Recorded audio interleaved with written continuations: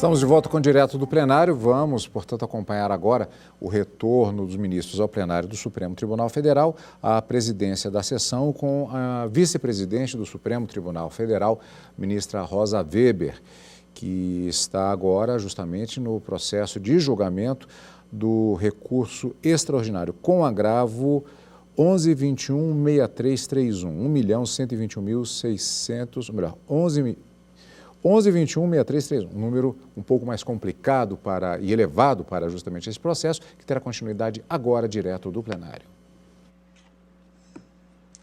Declaro reaberta a sessão, renovando meus cumprimentos a todos e passando de imediato a palavra aos advogados dos Amici Curiae, a começar pela doutora Caroline Ferreira Martins, que falará pela Confederação Nacional da Indústria, CNI.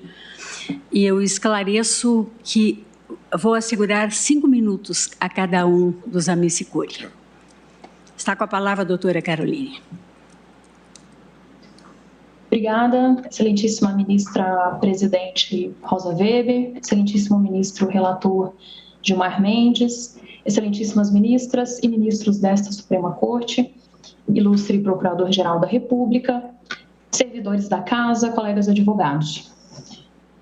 A Confederação Nacional da Indústria vem contribuir com o presente julgamento, apresentando dados recentes a este Supremo Tribunal acerca da importância da negociação coletiva, sobretudo no cenário que se seguiu à reforma trabalhista e à pandemia de Covid-19.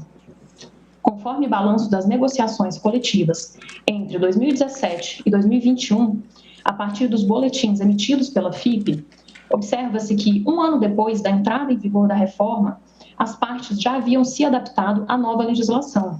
O número total de negociações em 2019 foi equivalente a 108% em comparação com 2017, ou seja, antes da reforma.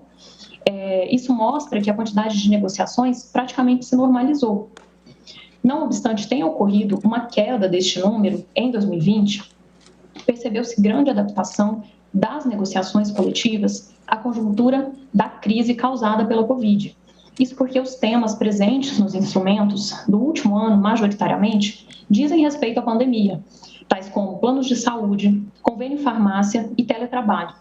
No próprio ano de 2020, por exemplo, aumentou-se nas negociações o percentual da presença de parcelas como plano de aposentadoria, seguro de vida, plano de saúde, plano odontológico, convênio farmácia, vale-refeição, entre tantos outros, demonstrando que não houve redução de direitos, ao contrário, garantia de benefícios por meio das negociações coletivas. Cabe ainda destacar que 5.038 instrumentos foram negociados em 2020 quanto à manutenção dos empregos, que demonstra a relevância das negociações, sobretudo em cenários de crise, como o qual enfrentamos e ainda estamos enfrentando suas consequências pela pandemia de Covid-19. Além disso, cito recente consulta realizada pela CNI, em que 68% das indústrias ouvidas destacaram que o aumento da segurança jurídica como o principal fator de satisfação com as negociações coletivas. Outros pontos também foram destacados, como a possibilidade de enfrentamento das consequências da pandemia no emprego, a melhoria na gestão dos colaboradores e melhores instrumentos para concessão de benefício aos trabalhadores. Portanto, excelências, inegável a relevância da negociação coletiva como instrumento que permite o dinamismo das relações de trabalho e a adaptação das normas a cada conjuntura específica, visando atender às reais necessidades das partes negociantes. É a negociação coletiva que permite lidar com o imprevisível, como foi a pandemia, que admite um espaço de diálogo, de autonomia e de reequilíbrio dinâmico das relações laborais, que o tempo do processo legislativo, por exemplo, não permite acompanhar com essa dinamicidade, essas alterações e inovações. É a negociação também que possibilita lidar com a velocidade dos avanços tecnológicos e seus impactos no mundo do trabalho, além de dirimir eventuais conflitos e estimular a evolução das condições laborais. As convenções e acordos coletivos configuram verdadeira lei entre as partes, e mais, lei elaborada e acordada de forma autônoma pelas partes que a ela se submeterão. Trata-se, para citar uma expressão utilizada pelo próprio ministro Gilmar Mendes, de uma verdadeira pacta sunt servanda laboral. Os princípios da lealdade, da boa-fé e da transparência devem ser observados na negociação e no cumprimento dos acordos coletivos, traduzindo-se ainda na proibição do venire contra factum próprio, ou seja, do comportamento contraditório. Isso significa que a entidade sindical que anuiu de forma regular a uma estipulação coletiva não poderia, no futuro, voltar-se contra ela, requerendo perante o Poder Judiciário a anulação de cláusulas. Além disso, não se pode pretender a anulação de apenas algumas cláusulas do instrumento coletivo, que em tese sejam contrárias a interesses do empregado, mantendo-se as demais. Isso porque os acordos e convenções são fruto de concessões recíprocas. Invalidar apenas concessões de um dos lados resulta em inegável desequilíbrio do instrumento negocial, além de permitir ao judiciário se substituir à vontade livre e autônoma das partes. Para concluir, excelências, importante dizer que o descumprimento reiterado dos acordos provoca o seu descrédito, enfraquecer a negociação coletiva mediante decisões judiciais interventivas resulta em evidente insegurança jurídica.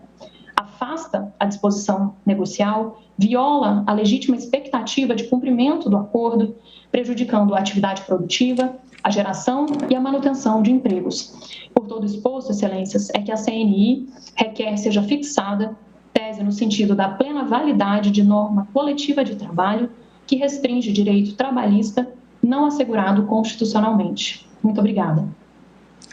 Agradeço a doutora Caroline Ferreira Martins e passo a palavra ao doutor José Eduardo Duarte Saad, que falará pelo Amicus Curiae, Federação das Indústrias do Estado de Minas Gerais. Senhora ministra Rosa Weber, senhora ministra Carmen Lúcia, senhores ministros e senhor procurador-geral da República. Neste julgamento, o Supremo procurará identificar o sentimento constitucional dos milhões de empregados e empregadores quanto à validade das negociações coletivas que são rotineiramente anuladas pela Justiça do Trabalho. No julgamento do tema 152, o ministro Barroso afirmou que não deve ser vista com bons olhos a sistemática invalidação dos acordos coletivos com base em uma lógica exclusivamente aplicável às relações individuais de trabalho. Quando foi reconhecida a repercussão geral do tema 1046, o ministro Gilmar afirmou que a invalidação dos pactos coletivos provoca insegurança jurídica e o enfraquecimento do Instituto das Negociações Coletivas. A Constituição de 88 reconheceu as convenções e os acordos coletivos de trabalho. Apesar disso, a Justiça do Trabalho optou por invalidá-los metodicamente, em processos individuais e por meio de suas súmulas. Em virtude desse posicionamento da Justiça do Trabalho, foi reconhecida a repercussão geral pelo Supremo do tema 152 em maio de 2015, que fixou o alcance das negociações coletivas no ordenamento jurídico. O tema 152 fixou os três principais pilares do direito coletivo, quais sejam o respeito à autonomia negocial coletiva da vontade. As deliberações coletivas se sobrepõem à lei ordinária em virtude do inciso 26 do artigo 7º da Constituição. E as deliberações devem respeitar o patamar civilizatório mínimo integrado pelos direitos de indisponibilidade absoluta. Com base nesses pilares, o legislador indicou nos artigos 611-A e B da CLT as matérias que podem ou não ser negociadas. Utilizar a jurisprudência do TST como limitador da negociação coletiva nos obriga a lembrar as palavras precisas do ministro Gilmar no julgamento do tema 152, quando convidou o TST a fazer uma reflexão com base no Evangelho sobre as anulações dos pactos coletivos. Disse ele, talvez querendo fazer o bem, está fazendo o mal. O Pacto Coletivo de Trabalho é um dos melhores instrumentos otorgados pela Constituição aos trabalhadores para eles ajustarem com seu empregador suas condições de trabalho. Por que razão os sindicatos não podem negociar livremente nos termos da norma constitucional? Se os trabalhadores podem transacionar nas ações individuais, por que não podem transacionar coletivamente nos termos da Constituição por meio de seu sindicato? O sindicato precisa ter a liberdade de transacionar nos limites da própria Constituição. Limitar a negociação coletiva, convenhamos, além do previsto pelo legislador, é subtrair a ferramenta essencial para o desenvolvimento do movimento sindical brasileiro. É como retirar do cirurgião o seu bisturi. No julgamento do tema 152, o ministro Barroso fez a advertência. Não se pode tratar como absolutamente incapaz e inimputável para a vida civil toda uma categoria profissional. Na pandemia da Covid, as negociações coletivas evitaram o fechamento de milhares de empresas, preservando milhões de empregos. Nos primeiros 6 meses da pandemia, foram registrados mais de 13 mil instrumentos coletivos. A negociação coletiva, convenhamos, foi essencial para a administração da pior crise trabalhista vivida pelo mundo desde a Segunda Guerra Mundial, demonstrando a importância do julgamento do tema 1046 para o momento atual e futuro.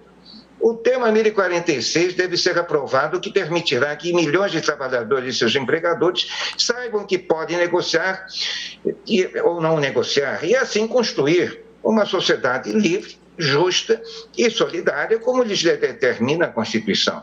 Esta é uma decisão histórica, senhores, a ser tomada por esse egrégio do Supremo Tribunal, pois aqui não se discute apenas a validade das normas coletivas, mas sim o tamanho e a importância dos próprios sindicatos dentro do regime democrático de direito.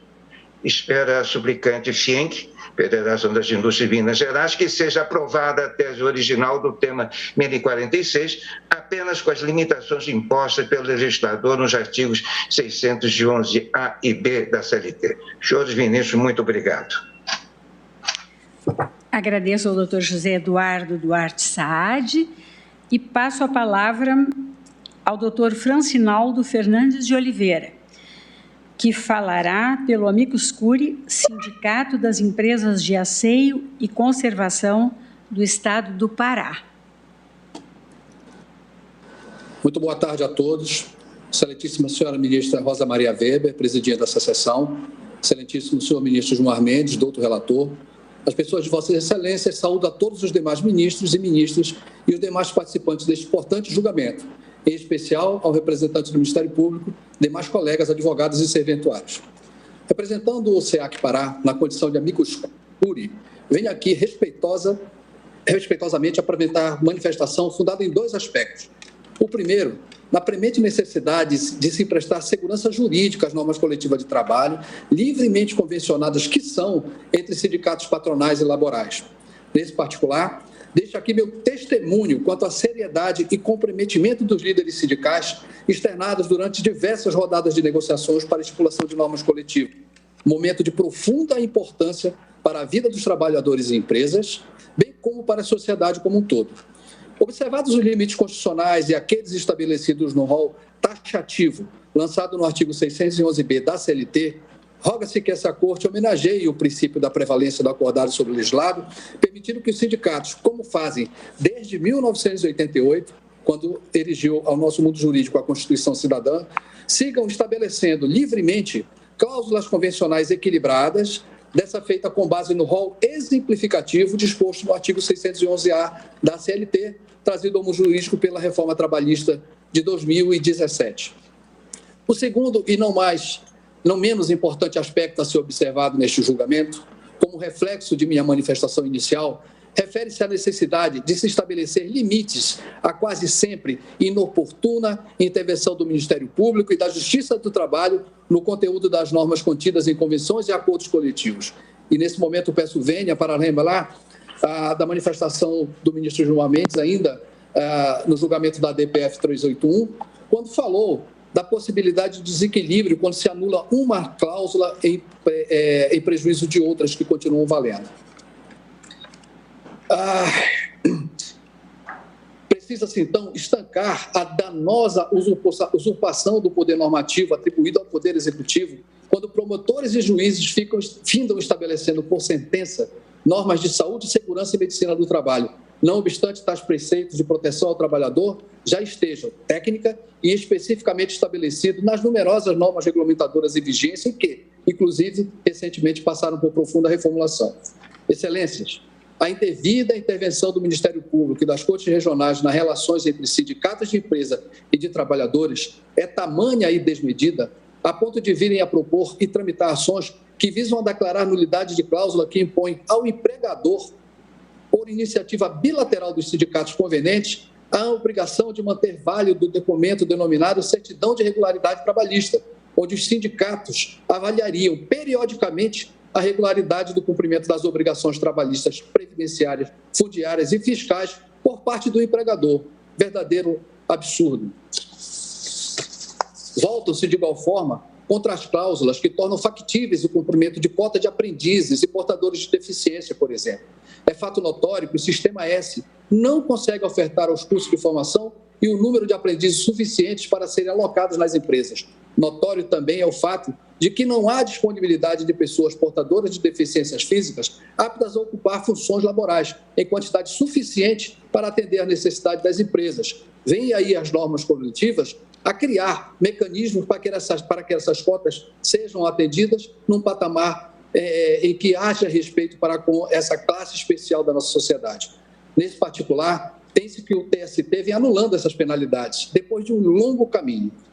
Todavia, não obstante o consolidado posicionamento consolidado pelo TST e o estabelecimento de cláusulas convencionais que adequam essa situação à realidade fática de cada localidade, tem-se que, provocados pelo Ministério Público do Trabalho, seguem os órgãos de fiscalização notificando, autuando e aplicando multa às empresas pelo não atendimento de tais cotas.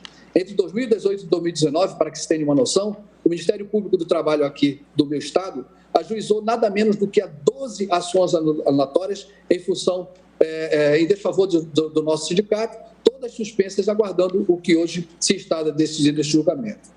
Certamente, outros advogados trarão à baila o prejuízo ao equilíbrio das normas coletivas livremente convencionadas quando determinada cláusula tem sua nulidade total ou parcialmente declarada, sem que se observe os efeitos de outras cláusulas ajustadas como compensação a essa injustamente anulada. Finalmente, na certeza de havermos colaborado com essa Corte, não com o nosso modesto saber jurídico, mas com nossa profícua experiência em negociações coletivas de trabalho e no enfrentamento da indevida intromissão e usurpação das funções dos sindicatos perpetradas pelo Ministério Público e pelos tribunais regionais do trabalho, rogamos a essa egregia Corte que declare a prevalência do acordado sobre o legislado, alçando esse princípio ao patamar de alicerce da segurança jurídica, tão perseguida pelas empresas, trabalhadores e pela sociedade. Sou pelo provimento grato. Obrigada, doutor Francinaldo. Passo a palavra à doutora Miriam Cipriani Gomes, que falará pelo Amicus Curiae, Sindicato dos Médicos no Estado do Paraná. Excelentíssima senhora juíza, ministra presidente do Supremo Tribunal Federal, excelentíssimo ministro relator, demais ministros, colegas, excelentíssimo procurador da República. O Sindicato dos Médicos, atento à discussão que se trava sobre a prevalência da negociação coletiva sobre o texto legal, adere integralmente às palavras proferidas desta tribuna pelo advogado do recorrido, no sentido de que a negociação coletiva ela não pode se tornar uma caixa preta em que não se possa aferir daquilo que foi negociado e, principalmente, mais restritamente, daquilo que foi suprimido, em contraposição àquilo que foi concedido na mesa de negociação. O Sindicato dos Médicos vem à tribuna para destacar 3 aspectos que entende importantes para o deslinde da questão. O primeiro aspecto é que a negociação coletiva ela tem como um dos seus princípios nucleares a transparência.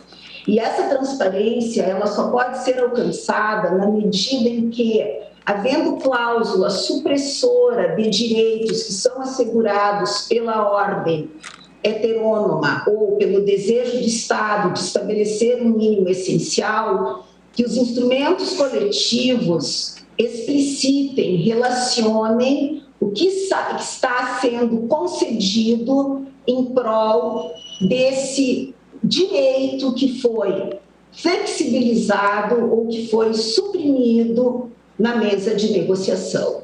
Esse é um aspecto que foi muito bem destacado pelo advogado do recorrido. Não se trata unicamente de se dar prevalência ou de se ter a supremacia daquilo que foi negociado sobre a lei, mas de se saber identificar em cada instrumento registrado perante o Ministério do Trabalho, que seja fruto de um diálogo, aquilo que se concedeu em desfavor de um direito suprimido. Esse é um aspecto relevantíssimo para o que se discute nesta corte hoje. O segundo aspecto diz respeito à circunstância de tudo aquilo que se negocia no plano coletivo se voltar para o plano individual. Evidentemente que existe uma equivalência, que a princípio poderia nos levar à ideia de um afastamento do princípio protetor, todavia, no plano coletivo, se negocia aquilo que vai ser aplicado no plano individual. E no plano individual sempre permanecerá uma assimetria, uma disparidade que precisa ser considerada. E por terceiro, e para encerrar, a circunstância de os conceitos doutrinários de negociação coletiva contemplarem o termo concessão, e uma concessão que precisa ser mútua, sob pena de, perdendo-se essa comutatividade, as negociações coletivas e os instrumentos que delas defluem se transformarem sempre em instrumentos de harmonização dos interesses patronais em desfavor dos interesses dos trabalhadores. Eu rogo que esta corte imprima a este julgamento tudo aquilo que foi dito pelo doutor Mauro e o que demais será dito desta tribuna em prol de um instrumento que não pode se tornar um segredo para as categorias de trabalhadores que são representadas pelas suas entidades sindicais, que não negociam nada para si, mas para a categoria. Eu agradeço, desejo a todos uma boa tarde. Agradeço a doutora Miriam Cipriani Gomes e passo a palavra ao doutor Gustavo Teixeira Ramos, que falará pelos Amit Cúria, Associação Nacional dos Procuradores do Trabalho, a ANPT, e a Associação Nacional dos Magistrados da Justiça do Trabalho, a ANAMATRA. Pois não. Pois não.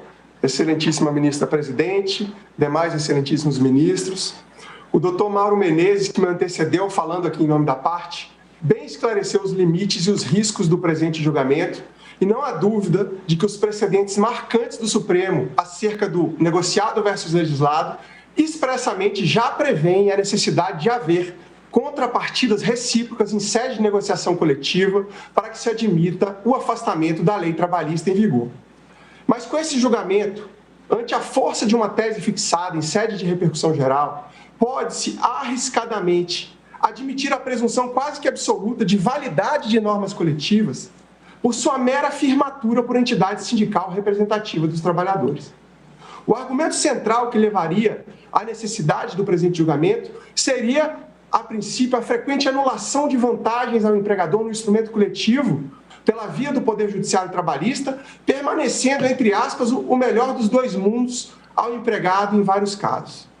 Portanto, excelências, o primeiro ponto que eu gostaria de destacar é que a efetiva valorização do postulado da negociação coletiva pressupõe, em primeiro lugar, a explicitação das compensações feitas pelas partes. Isso a bem do controle de legalidade e de constitucionalidade. E ainda em nome da transparência em favor dos destinatários da norma, qual seja toda a categoria representada pelos sindicatos, inclusive os não associados.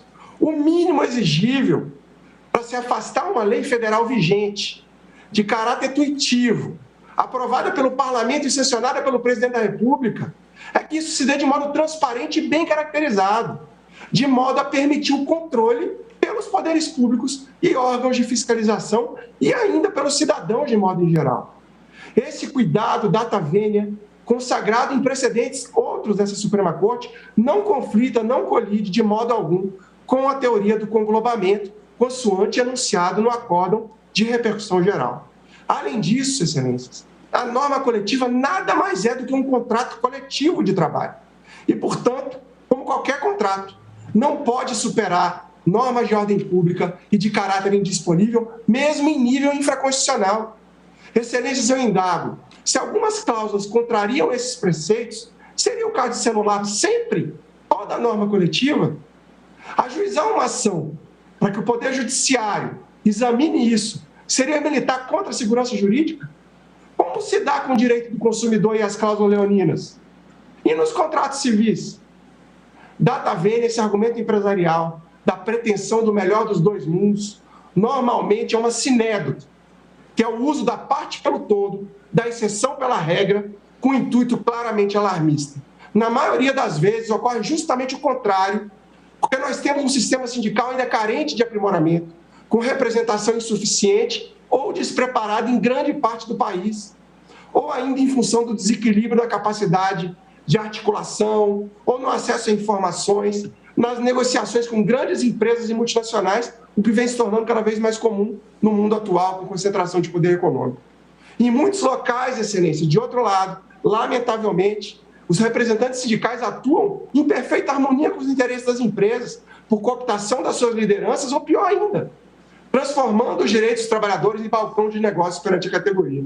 Portanto, quanto maior for a prevalência das normas coletivas, maior será esse risco e, por isso, a possibilidade de controle é essencial.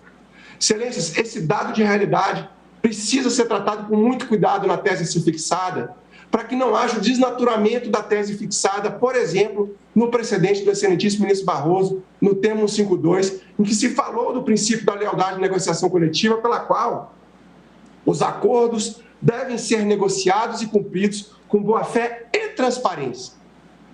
Isso permite, excelência, a prestação de contas, conhecida mundialmente como accountability, da própria direção sindical. Então, eu indago o ministro Barroso, ministra Carmen Lúcia, ministro Dias Toffoli, como se poderá estimular o melhoramento da qualidade da representação sindical se não existir transparência, se não for possível accountability pelos sindicatos? Como é que o associado vai poder questionar perante seus representantes aquilo que não é sequer explicitado na norma coletiva e nem o Poder Judiciário poderá alcançar? Não se pode, data vênia, colocar a norma coletiva numa redoma de vidro ou numa caixa preta, como foi dito aqui, e torná-la intocável, insindicável, mesmo que seja matéria de ordem apenas legal, apenas ante o pressuposto de não poder o empregador vir a ser prejudicado pelo Poder Judiciário competente para examinar o tema, que seria data vênia, um paternalismo injustificável ao empresariado, em nome da segurança jurídica, mas em prejuízo justamente à norma de ordem pública e a desejável transparência e controle público. Paternalismo esse que nem o direito do trabalho, mas aí por razões isonômicas de reequilíbrio, faz na relação trabalhista no campo individual. Não se pode, excelência, já concluo, ir de um extremo a outro, como me disse meu colega há pouco. A análise das normas coletivas, sua incidência ou afastamento, no que seja inconstitucional ou legal, há de ser feita sempre caso a caso, como bem colocado pela divergência vencedora no julgamento da DPF anterior. Mas isso só pode ser feito se houver explicitação do que está sendo substituído pela lei federal vigente. Uma última palavra é que as cotas de aprendizes de PNE possuem proteção constitucional e, portanto, não têm aderência ao tema 1046, consoante destacado dos memoriais entregues a vossas excelências, em nome da ANPT e da ANAMAT. Muito obrigado. Obrigada, doutor Gustavo. Passo a palavra ao doutor Antônio Pedro Machado, que falará presencialmente pelo Amicus Curiae, Federação Nacional do Transporte, a CNT. Pois não, doutor Antônio. Também, Vossa Excelência tem 5 minutos. Boa tarde, ministra presidente, ministra Rosa Weber. Boa tarde a todos os ministros, a quem saúdo na pessoa do ministro relator, ministro Gilmar Mendes, a quem tive a honra de ser aluno. Saúdo também a ministra Carmen, que não se encontra aqui. E pretendo saúdo também o doutor Procurador-Geral da República. Em primeiro lugar, gostaria de dizer que é uma honra somar pela primeira vez a essa tribuna. Tenho certeza que é uma honra para todo advogado pela primeira vez falar aqui. Em segundo lugar, eu gostaria de transmitir os meus sentimentos ao doutor Russomano Filho, porque a exemplo dele também trabalho volta e meia, como se diz, com o meu pai, que também é advogado. E certamente perder um pai é muito difícil, em especial quando ele trabalha cotidianamente conosco, não é? Então, gostaria de registrar aqui os meus sentimentos e a minha solidariedade. A essa altura do campeonato, acrescentar qualquer coisa, depois de tantos argumentos brilhantes, é mais difícil. Mas eu faria um convite às Vossas Excelências. A seguinte perspectiva: não teria a Constituição Federal atribuído uma certa deferência à negociação coletiva? Digo isso porque, Excelências, um dispositivo pouco citado aqui hoje, que trata da competência da Justiça do Trabalho, o artigo 114, parágrafo 2º, ele primeiro remete que as controvérsias coletivas devem ser tratadas entre as partes, coletivamente. Depois, a arbitragem. E, num último caso, um dissídio coletivo. No bojo desse dissídio coletivo, a Justiça do Trabalho deve observar a lei, no que tange à proteção do trabalho e os acordos coletivos. Significa dizer, portanto, que a Constituição, instaurado o conflito, ainda assim determina uma deferência aos acordos coletivos. E isso é muito relevante, me parece, para a discussão, porque o fato de existir uma lei com dado direito não subtrai essa deferência constitucionalmente atribuída às negociações coletivas. E argumentar, data vênia, que porque está previsto em lei deve haver uma prevalência, entra em choque com aquilo que o Congresso Nacional, atento ao tema 152, aprovou na reforma trabalhista. Porque o que diz a legislação trabalhista, não quero aqui ler o dispositivo para não cansá-los, mas ela basicamente diz que, caso exista alguma espécie de compensação entre direitos, isso será resolvido caso a caso, sem repetição de indébito. Mas antes disso, ela diz que não é nulo nenhum acordo coletivo que não preveja essa compensação. E isso é lei, aprovado pelo Congresso Nacional. Deve ser levado em conta, portanto, afinal, se toda a lei deve prevalecer porque garante o direito A, B ou C em relação ao acordo coletivo, deve-se tomar atenção também que o Congresso Nacional também o disse, que a inexistência de compensação não torna nulo o acordo coletivo.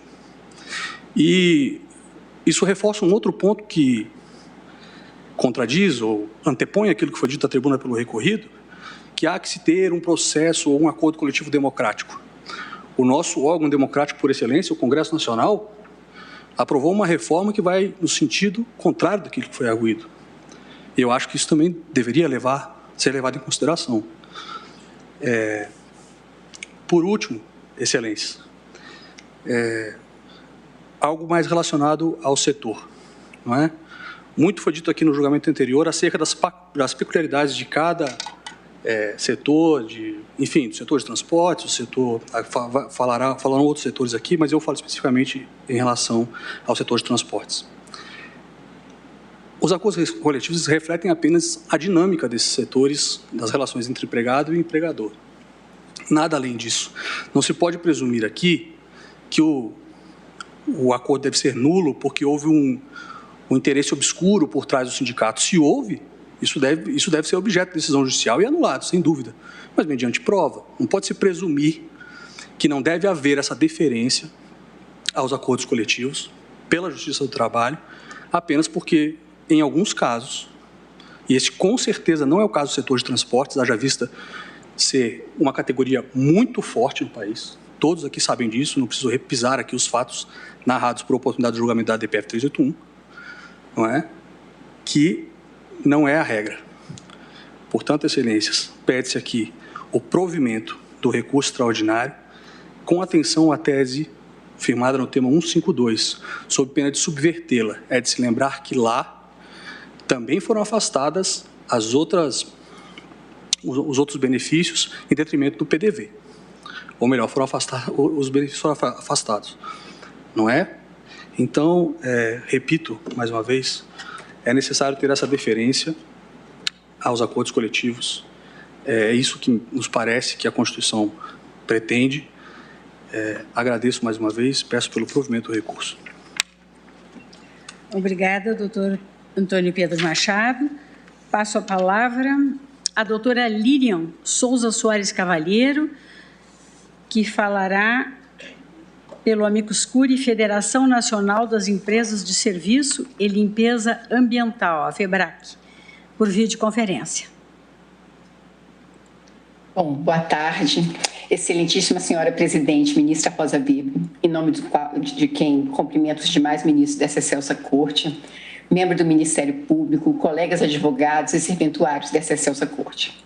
Excelentíssimo ministro Gilmar Mendes, que como o recorrente, tive a honra também de ser aluna na Universidade de Brasília e de participar dos estudos do Instituto de Direito Público referente à reforma trabalhista, sob vossa coordenação e do excelentíssimo ministro Ives Gandra Martins Filho.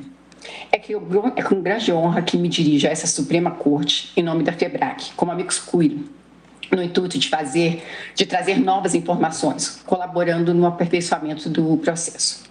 A necessidade de que seja respeitada a autotutela das partes nas negociações coletivas é condição sine qua non para a manutenção dos acordos e convenções coletivas do trabalho, instrumentos de fundamental importância para o mundo do trabalho, principalmente para a manutenção das entidades sindicais, quer seja laboral, quer seja patronal. Porque todas as vezes que uma convenção coletiva é anulada, há um claro descrédito de uma das partes. E isso no Brasil não pode continuar acontecendo. Ministro Barroso, como muito bem foi salientado, nós precisamos realmente que sejam respeitadas as entidades sindicais, porque nós tivemos na Constituição de 88 isso um feito engrandecido, mas nós precisamos que o Poder Judiciário, principalmente a Justiça do Trabalho, entenda o que representa realmente os sindicatos laborais, patronais e suas entidades sindicais. A Justiça do Trabalho, infelizmente, mesmo com o advento da reforma trabalhista, segue anulando as normas coletivas de trabalho somente porque não estão de acordo com a lei. E faz isso de uma forma que não analisa o todo, ou a situação que acarretou a assinatura da convenção ou acordo coletivo, mas de forma singular. Ou seja, anula uma única cláusula sem ver o seu contexto dentro das outras quase 50 ou mais cláusulas que levaram à assinatura do texto. Se fosse para atender o texto da lei, como julga por vezes a Justiça do Trabalho, seria dispensada a assinatura de normas coletivas do trabalho no Brasil, tendo em vista a miscelânea de normas trabalhistas existentes no país. Nós temos o direito do trabalho no país elevado à norma constitucional, por isso que nós estamos aqui na Suprema Corte hoje.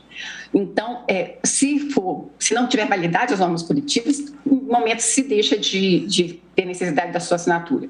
E eu acho que a doutora Carolina, quando ela trouxe os dados, esses dados são estarrecedores. Nós tivemos um acréscimo, claro, durante a Covid, mas nós temos, sim, uma tendência, levantada, inclusive, por todas as centrais dos trabalhadores, de redução das assinaturas das convenções coletivas. Por quê? Em muitos cantos do Brasil, como falou o nosso amigo lá do Pará, em muitos cantos do Brasil, a norma trabalhista é melhor do que essa norma coletiva. Então, nós precisamos realmente ressaltar a importância da autotutela das partes no direito sindical. Quando a Justiça do Trabalho determina a prevalência do legislado sobre o negociado nos julgamentos dos acordos e convenções coletivas de trabalho, essa decisão contraria o texto constitucional no artigo 7º, inciso 26. Por isso, nesse momento, estamos aqui na Suprema Corte. Bem como as convenções 98 e 154 da OIT, ratificadas pelo Brasil, e que tratam da mesma questão, quer seja o reconhecimento do negociado pelas partes em normas coletivas.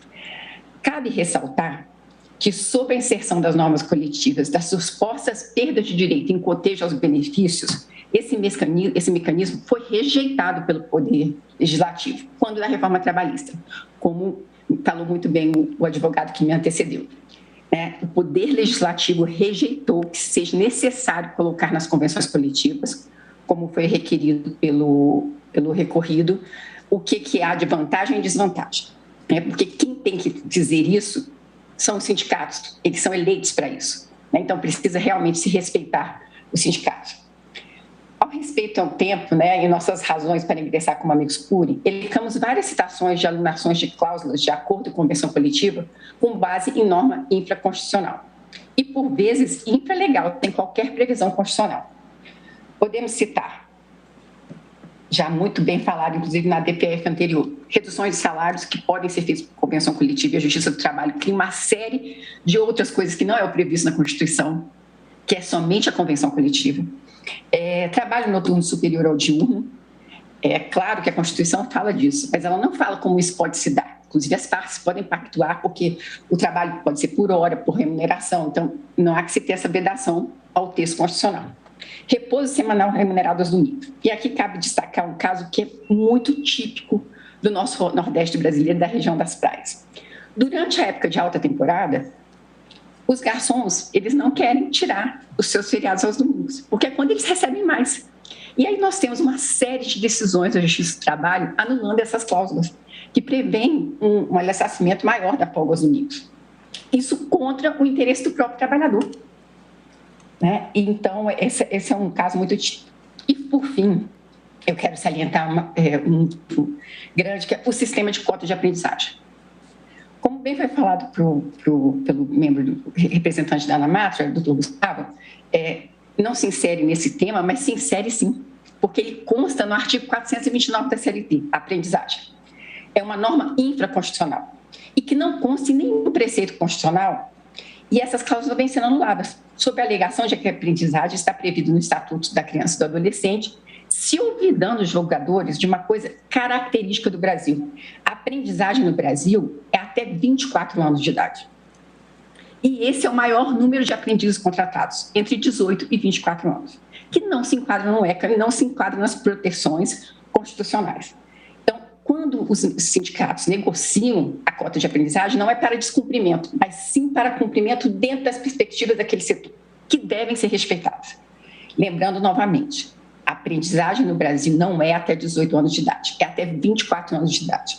E muitas dessas empresas que eu represento... Doutora Lilian, só lembro que o tempo já esgotou, eu já estou dando uma tolerância, peço que... Ministra, eu estou só encerrando.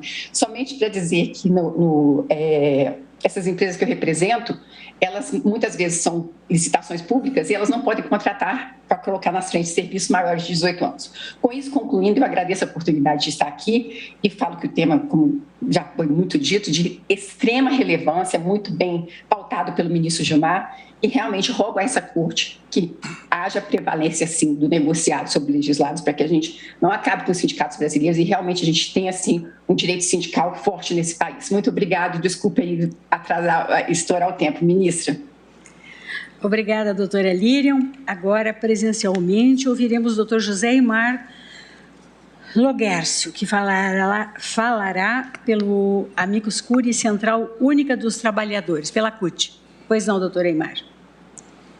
Senhora Presidente, ministra Rosa, senhores ministros, Procurador-Geral da República, meus colegas que me antecederam, eu já tive a oportunidade de estar nessa tribuna algumas sessões atrás, na DPF 381, onde pude, inclusive, construir um raciocínio mais amplo sobre essa questão da autonomia coletiva. De fato, e aqui, como amigo da Corte, por uma central sindical, devo reafirmar a importância da autonomia coletiva, que, aliás, é importante desde muito tempo e não é uma novidade da Constituição de 88, porque desde a Constituição de 46 já se faz reconhecimento das convenções coletivas do trabalho na Constituição. Então, a Constituição de 46 já reconhecia, a Constituição depois, em 67, manteve, a emenda também manteve, e a Constituição de 88, idem. O artigo 7º da Constituição de 88 tem uma premissa. Trata-se de um elenco de direitos para a melhoria das condições de vida dos trabalhadores. E é assim que reafirma Vossas Excelências que é a compreensão da Organização Internacional do Trabalho, que disse a Vossas Excelências também naquela oportunidade, que recentemente fez publicar um importante estudo sobre autonomia coletiva, negociação coletiva em 125 países no mundo. Para que se construa um sistema virtuoso de negociação coletiva, de fato, os sindicatos têm que ser fortes. Para que sejam fortes e para que tenham oportunidade de estar numa mesa de negociação em condição de igualdade, ou numa igualdade formal, porque sabemos que, mesmo nessa condição, não há uma equivalência total de poderes, né? As negociações no Brasil, basta ver a ADPF anterior. Elas são assimétricas, porque elas são conduzidas do Oiapoque ao Chuí, com diferentes formas de pressão e organização dos trabalhadores e das empresas.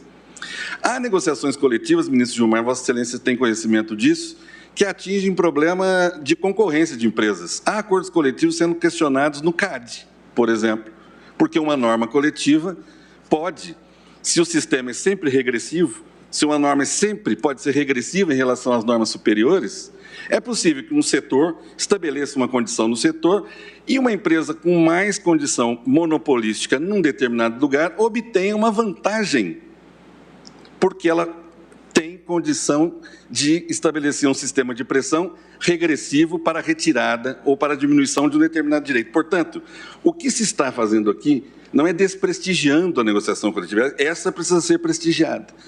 Mas, por outro lado, quando se vai para o caminho inverso, os meus colegas aqui chamaram a atenção, quando se faz uma naturalização da regressão de direitos para a construção do sistema da autonomia coletiva, aí nós começamos a desproteger novamente. Porque não há um princípio de equivalência absoluta entre as partes. Não há como se presumir uma validade absoluta dos acordos e convenções coletivas, como ficou claro na DPF anterior. Ora, na DPF anterior, o que havia? Havia cláusula compreendida como uma cláusula a ser aplicada do ponto de vista do seu suporte fático e da sua consequência jurídica, que é o natural da Justiça do Trabalho. A Justiça do Trabalho, ela não invalida cláusulas como falado aleatoriamente.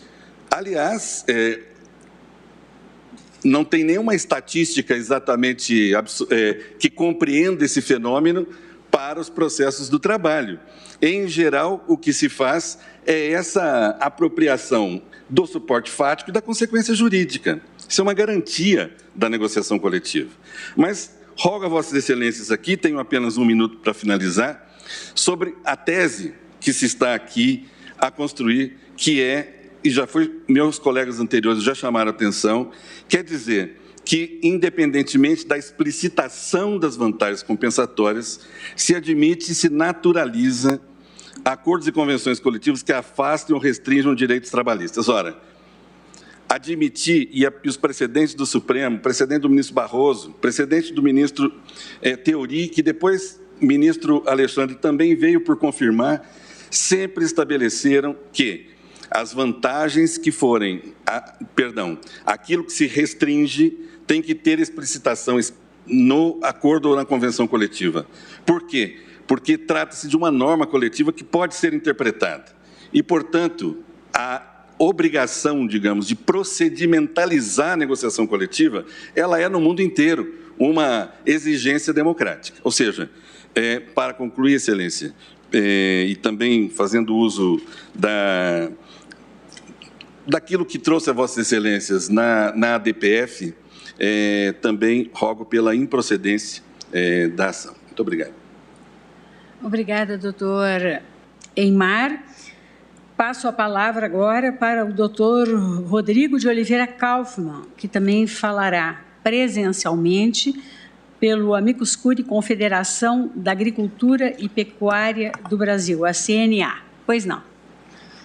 Excelentíssima Senhora, Presidente do Supremo Tribunal Federal, Ministra Rosa Weber, Excelentíssimo Senhor Relator, Ministro Gilmar Mendes, Excelentíssima Senhora Ministra Carmen Lúcia, Excelentíssimos Senhores Ministros, Excelentíssimo Senhor Procurador-Geral da República, Senhoras e Senhores, a Confederação da Agricultura e Pecuária do Brasil, CNA, vem, na condição de amicus curiae, requerer o provimento integral deste agravo em recurso extraordinário, que trata de validade de norma coletiva do trabalho que suprimiu direitos das horas in itinere, né? Essa confederação entende que a autocomposição dos conflitos trabalhistas, 1, reduz o passivo judicial, 2, cria mecanismos de sinergia e parceria entre empregados e empregadores, retirando o tom de polarização que sempre marcou esse tipo de questão no Brasil. E 3, permite aos trabalhadores ampliar os direitos que já detêm e, eventualmente, conquistar novos direitos, que, inclusive, não precisam ser previstos em lei. Portanto, nós estamos falando aqui de um instrumento importante de busca de paz social nas relações do trabalho. Do ponto de vista jurídico constitucional, é importante que se diga que esse Supremo Tribunal Federal já reconheceu, ao menos indiretamente, a tese da primazia do pactuado sobre o legislado, tanto no RE 590-415 de relatoria do ministro Barroso, né, o tema 152, já várias vezes citado, quanto também no agravo regimental em RE 895-759 de relatoria do ministro Teori Zavascki. Em segundo lugar, a Constituição Federal já reconheceu de maneira eloquente a centralidade, né, do modelo de negociação coletiva em matéria de relações do trabalho. Isso está lá no artigo 7º, 26, mas também no inciso 6º, no inciso 13, no inciso 14. E o artigo 7º, 26, a gente não pode deixar de lembrar disso, é também a explicitação de uma tradição internacional. Isso está muito claro quando se analisa, por exemplo, as convenções da OIT, tanto a 98, lá de 1949, quanto também a 154, de 1981. Excelências, a prática da negociação coletiva, ela ganhou, de fato, mais força no Brasil após a reforma trabalhista, mas principalmente com a ideia de conglobamento, ou seja, de que acordos e convenções coletivas não podem ser interpretadas cláusula por cláusula, mas apenas considerando a sua unidade, a sua integralidade, portanto, considerando as compensações, né, as vantagens compensatórias, tanto de natureza, vamos dizer assim, pecuniária, quanto as utilidades. E durante este momento de pandemia, as negociações coletivas se mostraram, de fato, um instrumento fundamental na preservação dos empregos. Tanto assim que, sem elas, nós não teríamos esta lógica de acomodar necessidades e interesses e, assim, retirar pressão pelas demissões. É por todos esses motivos, excelências, que a CNA reafirma sua posição no sentido do provimento integral deste agravo em recurso extraordinário, com a fixação de tese, pela lógica da supremacia do pactuado sobre o legislado, o que, obviamente, não envolve as situações, algumas delas narradas aqui nas sustentações orais dos colegas que me antecederam, de, evidentemente, fraude, de negociações que se travam fora de um ambiente de lealdade, de boa-fé e, portanto, de transparência. Portanto, é nesse sentido que a CNA se coloca. Agradeço mais uma vez a oportunidade, excelência. Obrigada, doutor Rodrigo de Oliveira Kaufmann. Passo a palavra ao doutor Tiago Barra de Souza, que, por videoconferência, falará pelo amicus curiae Federação Brasileira de Telecomunicações, a FEBRATEL. Pois não. Muito obrigado, senhora presidente. Um cordial boa tarde. Cumprimento também os demais ministros e ministras dessa Suprema Corte, o ilustre representante do Ministério Público e os demais presentes. Excelências, a verdade, a DPF 381 já foi julgada, várias sustentações já me antecederam, de modo que o tema já está bem maduro, então eu vou aqui, com data vênia, só ressaltar dois aspectos que eu acho que são relevantes para isso, para o debate. Um, na verdade, já foi abordado pelo ministro Dias Toffoli em seu voto na DPF 381, que é o seguinte: olha, as convenções e normas de cláusulas e instrumentos coletivos de trabalho são garantia constitucional, artigo 7º, inciso 26. E eles têm uma peculiaridade. Eles conseguem derrogar mesmo outras normas constitucionais, a exemplo da irredutibilidade de salário e de jornada de trabalho. Isso significa que, se eu tiver o entendimento de que o negociado não pode prevalecer, eu vou ter uma situação em que a norma coletiva de trabalho, que é garantia constitucional, ganha de outras normas coletivas, outras normas constitucionais, mas perde de normas infraconstitucionais. Isso, com data vênia, seria talvez mais uma jabuticaba do Brasil. De modo que entendo, por isso, em nome da FEBRATEL, que deve sim o negociado prevalecer. Mas acredito que esse foi o primeiro ponto. O segundo ponto, na verdade, é mais relevante para esse debate, E porque, na verdade, eu vou talvez um pouco com o dedo na ferida, que é a questão do limite da interpretação de qualquer norma jurídica. E digo isso porque talvez um dos principais aspectos nesse debate é aquele de que, não estou negando vigência ou negando validade às normas coletivas de trabalho, mas apenas interpretando o caso concreto. Esse tema já foi recorrente aqui durante o debate. A questão é que, Excelências, o que é interpretar exatamente? E assim, Vossas Excelências sabem muito melhor do que ninguém que o tema da hermenêutica jurídica, da interpretação de norma jurídica, é da quadro dos mais discutidos, dos mais debatidos em todo o direito. Existe uma infinidade de livros e artigos, muitos inclusive de ministros e ministras dessa corte, sobre hermenêutica jurídica. Então, como é que eu trago isso agora para um caso concreto, com um mínimo de objetividade e de segurança jurídica? E a verdade é que eu não preciso falar da interpretação, mas apenas do limite da interpretação. Porque a verdade é que qualquer teoria hermenêutica, qualquer tipo de interpretação que eu tenha, ela, na verdade, está limitada. E está limitada pelo direito positivo. Excelências, veja, para que existe lei? Para que existe o direito para começo de conversa? Se eu volto lá em João Sem Terra, em 1215, na Carta Magna, na Lei das 12 Tábuas do Império Romano, ou mesmo se eu estiver falando dos nossos ordenamentos jurídicos modernos, qual é o grande objetivo da lei do direito?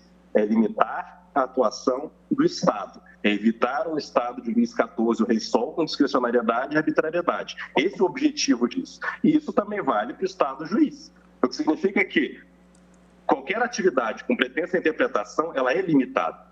E isso foi, inclusive, reconhecido pelo Supremo, por exemplo, quando aprovou e editou a súmula vinculante número 10. O que diz a súmula vinculante número 10, entre outras coisas? Ela diz, olha, é inconstitucional pretensa interpretação de norma que, na verdade, afasta a incidência dessa norma no todo ou em parte. Ou seja, você não pode dizer que você está interpretando se, na verdade, essa sua interpretação está negando a aplicabilidade concreta à norma. Ou seja, existe uma questão de uma limitação no direito positivo, e aqui o direito positivo é tanto a norma coletiva de trabalho quanto o artigo 7º, inciso 26 da Constituição, as possibilidades de interpretação. E digo mais, quando a gente estuda, por exemplo, teoria pura do direito, vamos estudar sobre Kelsen, a gente aprende que existe aquela moldura de Kelsen. O que isso quer dizer? Ele fala, olha, o jogo da interpretação, ele se dá dentro dessa moldura, dentro desses limites traçados pelo direito positivo. Se você está ali, ok, você está interpretando. Se você passou disso, na verdade, você não está interpretando. Você está agindo com arbitrariedade e discricionariedade. Então, coloco isso até pensando em outros julgamentos que o ministro Barroso falou, olha, mas como é que a gente vai ficar com questão de, por exemplo, reclamações por conta da nossa decisão? Ora, Excelências, isso é resolvido exatamente quando eu paro e reconheço que, independentemente da validade da norma, independentemente de qualquer possibilidade de interpretação que eu tenha, essa interpretação está limitada pelo direito positivo e ela não pode ser uma que, a teor da súmula vinculante 10, afaste no todo ou em parte a vigência e as hipóteses de incidência daquela norma. Então, esses os aspectos que gostaria aqui, como representante da FEBRATEL, trazer e reforçar aí a linha de que pede que sim, haja a prevalência do negociado pelo legislado. Muito obrigado, Excelências, uma excelente tarde.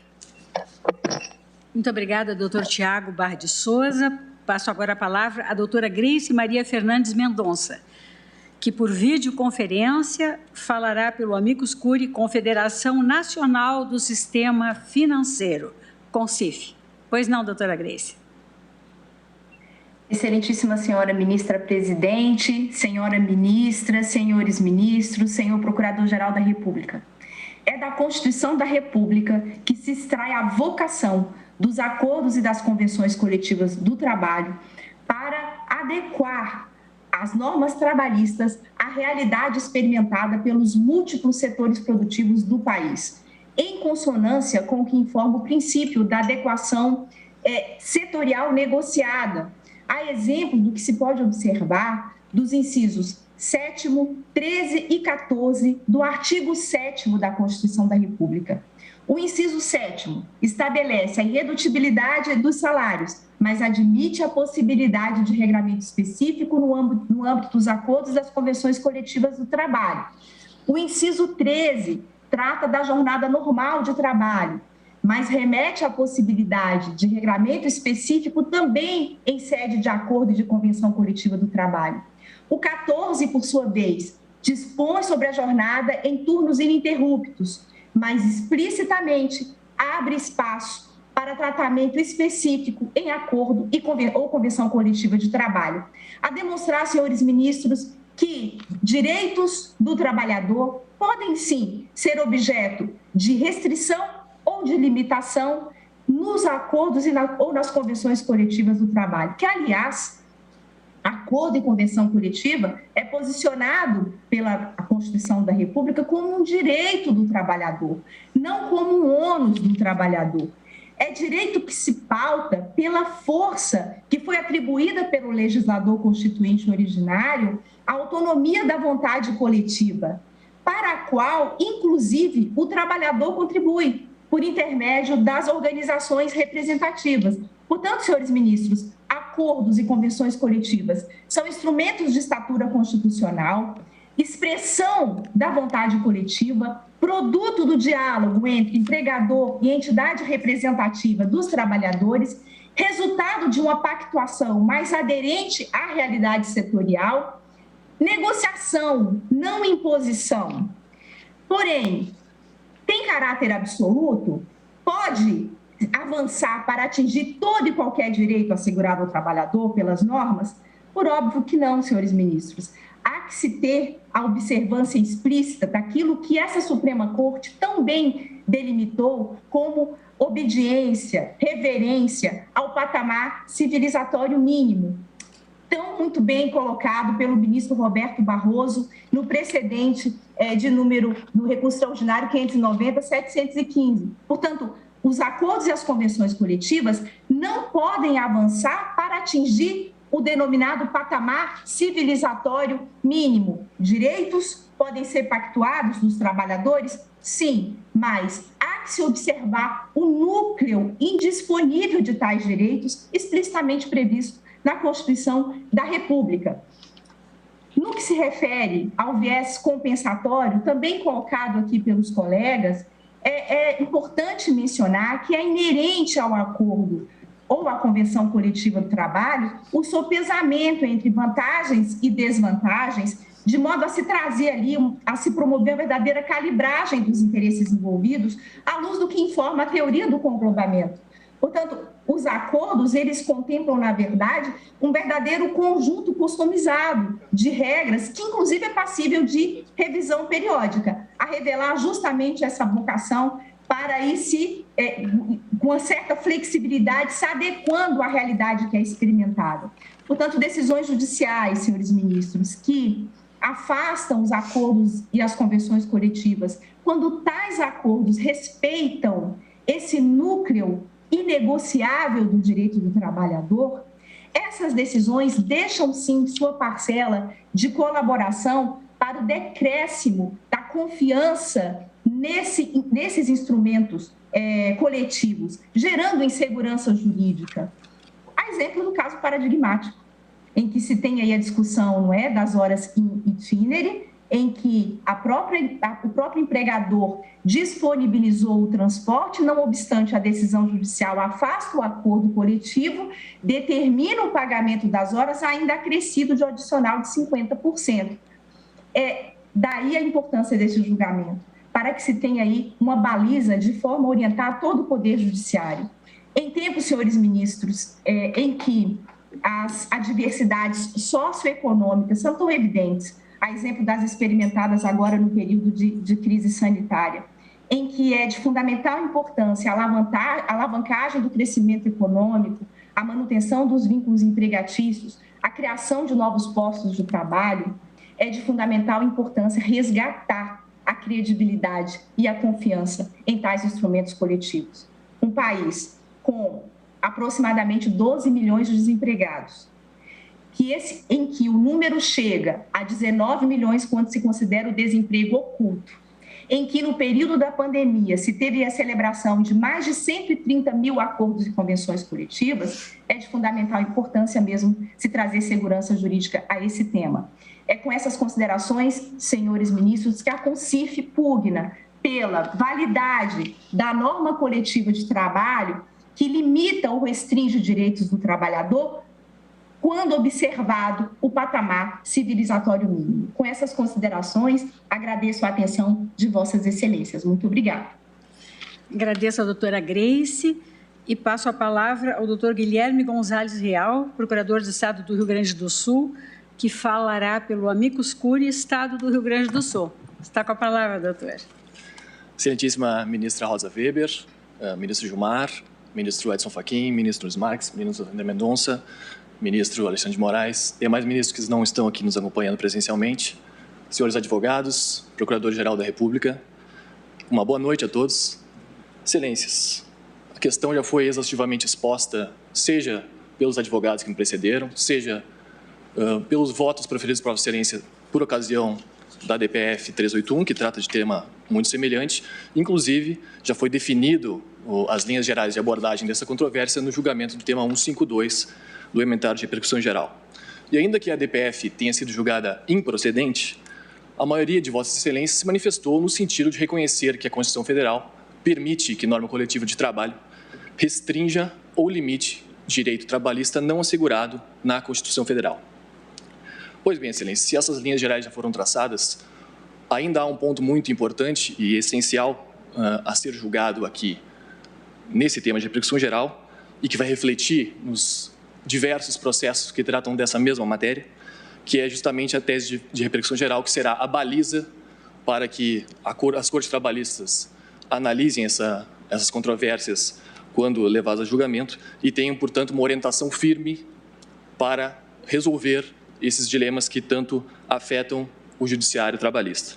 E nessa linha, Excelências, entende-se aqui, e o Estado do Rio Grande do Sul, na condição de amigo da Corte, entende que a tese de repercussão geral que melhor reflete o entendimento de Vossas Excelências já manifestados por ocasião da DPF, seja por ocasião do tema 152, é justamente a tese de repercussão geral proposta pelo eminente ministro relator Gilmar Mendes, justamente porque ela traz balizas firmes para que a Justiça do Trabalho possa analisar essa controvérsia quando for posta em julgamento pelas cortes trabalhistas. Então, finalizando, sendo bem breve, o Estado do Rio Grande do Sul, na condição de amigo da Corte, entende ser o caso de provimento do recurso extraordinário da reclamada, de fixação de tese de repercussão geral nos termos como proposta pelo eminente ministro relator e finaliza reportando-se aos seus memoriais juntados aos autos. Registro aqui a minha honra e ocupar essa tribuna. Agradeço a oportunidade e desejo a todos uma boa noite. Obrigado.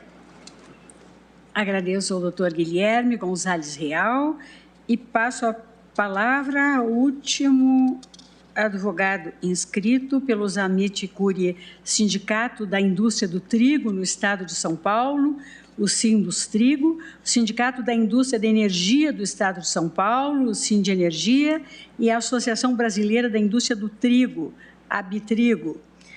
Dr. Carlos Vinícius Amorim, seja bem-vindo e fará a sua sustentação oral presencialmente. Muito obrigado.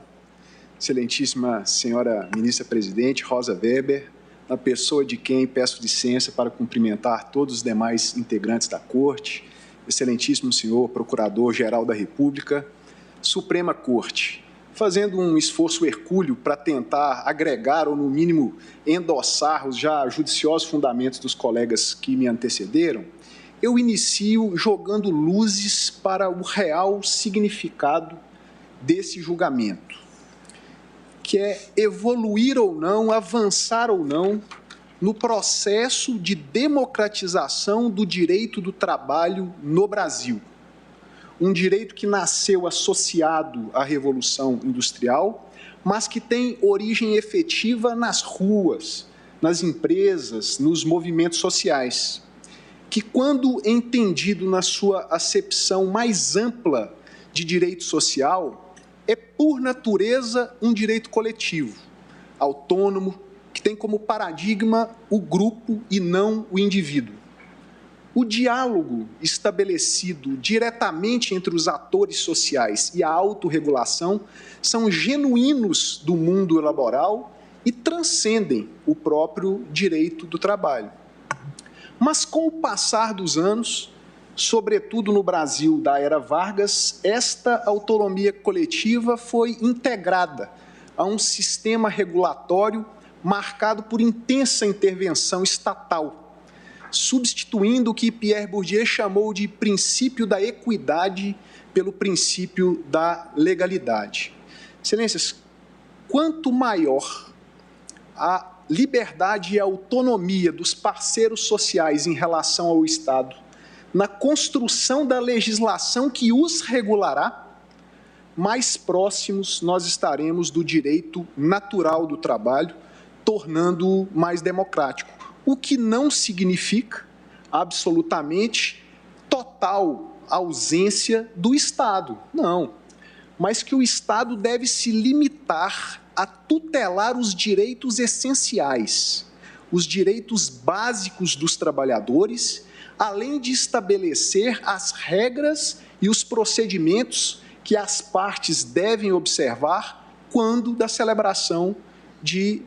negociação coletiva, da celebração de acordos e convenções coletivas. Este modelo, inclusive, de grande autonomia, liberdade dos atores sociais e de uma intervenção restrita, mínima, de tutela de direitos básicos, essenciais, indisponíveis, e o estabelecimento de procedimentos de normas das negociações coletivas é, inclusive, o modelo idealizado pela Organização Internacional do Trabalho, a OIT. E, finalizando, Excelências, sou o último, o tema já está bastante exaurido.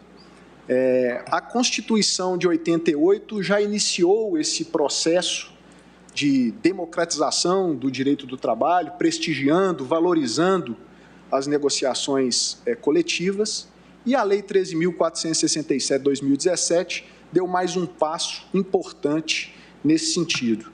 Então, pugna, Excelências, pelo provimento do recurso extraordinário. Muito obrigado pela atenção, uma boa noite a todos. Obrigada, doutor Carlos Vinícius Amorim. Agora eu concedo a palavra ao eminente Procurador-Geral da República, doutor Antônio Augusto Brandão de Ares.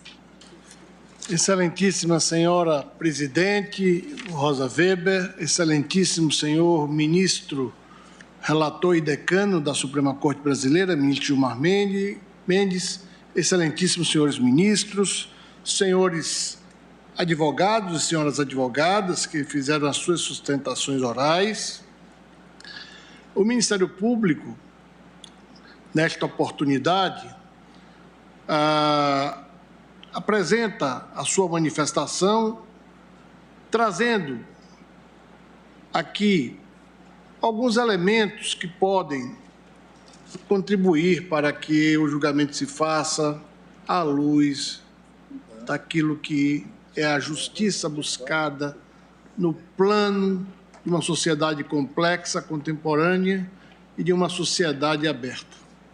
Neste recurso extraordinário, discute-se a validade da norma coletiva de trabalho que suprimiu direitos relativos às horas in itinere.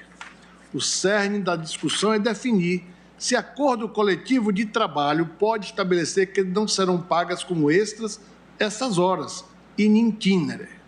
Põe-se à discussão desta Suprema Corte a questão sobre os limites e possibilidades constitucionais de manejo das convenções coletivas de trabalho, em matéria de direitos constitucionalmente previstos na Lei Maior.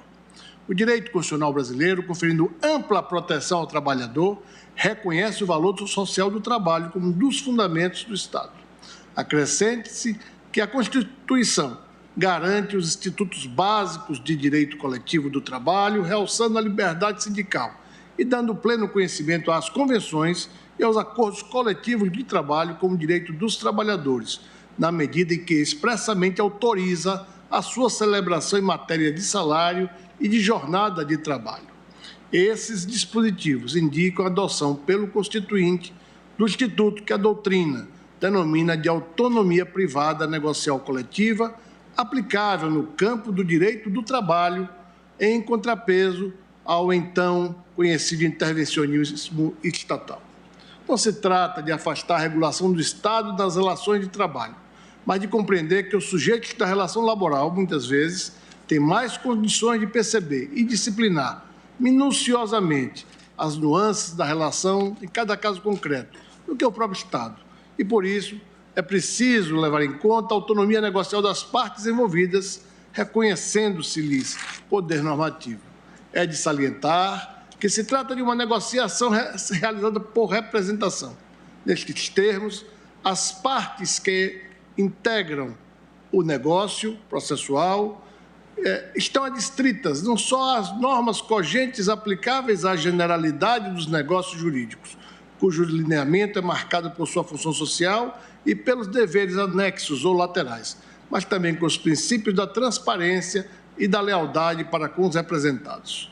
Sublinha-se que o sinalagma típico do exercício da autonomia negocial no direito civil não compõe o substrato da negociação coletiva e, portanto, não há exigência de contrapartida matemática para o propósito de legitimar-se a redução ou supressão do direito social trabalhista por meio de acordo ou convenção coletiva. Contudo, a existência de vantagem objetiva para ambos os polos de interesse é inerente à própria ratio que conforma e preside esses processos de negociação coletiva, os quais, no limite, não podem ter como êxito último a mera abdicação de direitos dos empregados. Ao delinear um projeto de sociedade, reservou o Constituinte a disciplina de matérias que, por sua relevância, mostram-se infensas, até mesmo à atividade legislativa ordinária, pelo que também são insusceptíveis de flexibilização por negociação coletiva. Na lógica da função social da negociação, é defeito às partes ferirem direitos de terceiros e da sociedade como um todo, como se pode exemplificar com o que tenho afirmado reiteradamente, ser inadequada a negociação sobre os quantitativos de vagas reservadas nas empresas para preenchimento por aprendizes e pessoas com deficiência.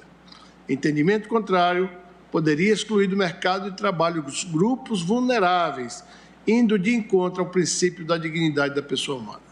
No campo da teoria geral do direito, as convenções e os acordos coletivos do trabalho são nítida expressão do que, em estudo clássico, Cesarini e Sforza chamava de o direito dos privados, ou seja, do direito que os sujeitos privados criam para regular determinadas relações de interesse coletivo, onde disciplinam em modo diverso do estabelecido por uma norma estatal. No presente recurso extraordinário sob julgamento, a questão de fundo relaciona-se com a jornada de trabalho, direito que pode ser objeto de negociação coletiva e cuja disciplina normativa não se esgota no texto constitucional. A atividade de negociação sobre este tema, dentro da proporcionalidade e devidamente justificada, não viola data vênia direito constitucional indisponível dos trabalhadores. A Constituição da República autoriza a negociação coletiva sobre a matéria, havendo de se prestigiar, portanto, a autonomia privada coletiva que tem fundamento constitucional.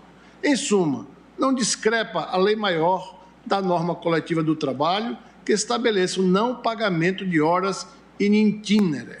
Vale ponderar que não hão de ser excedidos os limites objetivos do processo sob análise, de modo que, na eventualidade de a Corte Suprema vir a sufragar esse mesmo entendimento, propõe-se que não haja enunciação no dispositivo do acordo de proposição que alargue o alcance da decisão para situações outras que excedam a temática do pagamento, repito, das horas in itinere. Essa parece ser ao Ministério Público uma prudente medida de autocontenção, sobretudo justificada em matérias especialmente sensíveis, nas quais a Corte Suprema, examinando em futuros processos outras situações específicas, poderá, oportunamente, e partindo da ratio decidente da solução que vem assim aqui assentada, examinar se se cuida de domínio no qual a Constituição admite ou não e sob as quais eventuais condições o manejo de instrumentos de negociação coletiva. Esse cuidado, além de garantir segurança jurídica, impedirá que decorra da tese o aumento da litigiosidade, já sentido nesta Corte Suprema, ante a multiplicação de reclamações tratando dos limites do presente tema em relação a processos em curso por todo o país. De modo convergente com essa cautela, a proposta preferencial da tese da Procuradoria-Geral da República, na sistemática da repercussão geral do recurso extraordinário, será restrita às horas in itinere, sem deixar de oferecer proposta subsidiária mais alargada, embora construída com ressalva necessária de matérias em que a Constituição não admite a livre disponibilidade. Em face do exposto, manifesta-se a Procuradoria-Geral da República que, caso conhecida o recurso em julgamento, opina pelo provimento do recurso extraordinário com a fixação da seguinte tese em repercussão geral. A. Prestigiada autonomia privada negocial coletiva. É válida a cláusula de norma coletiva de trabalho que reduz ou suprime o direito dos trabalhadores ao cômputo das horas in itinere na jornada de trabalho em período anterior à vigência da Lei 13.467 de 2017. Esta é a nossa tese preferencial. Acaso seja superado essa proposta de tese restritiva, o Ministério Público propõe subsidiariamente a seguinte redação: à exceção dos direitos trabalhistas absolutamente indisponíveis, assegurados por normas constitucionais, tais como as normas relativas à saúde, higiene e segurança do trabalho, as convenções e os acordos coletivos do trabalho podem admitir redução ou supressão de direitos, conforme o princípio da autonomia privada negocial coletiva. Esta seria a nossa tese subsidiária. Senhora Presidente, senhores ministros, senhoras advogadas e advogados, agradeço pela atenção de todos e desejo uma boa noite. Obrigada, doutor Aras. 18h30, praticamente, senhores ministros, eu vou suspender o julgamento do feito. Continuaremos amanhã, a começar pelo voto do eminente relator e depois a coleta do voto dos demais ministros da Corte. Eu agradeço aos eminentes pares, agradeço ao Procurador-Geral da República, também às senhoras e os senhores advogados, aos senhores servidores, a todos que nos assistem. Renovo sempre o registro de que, para mim, é uma imensa honra, nessa oportunidade, em função de impedimento do nosso presidente, coordenar os trabalhos da Corte.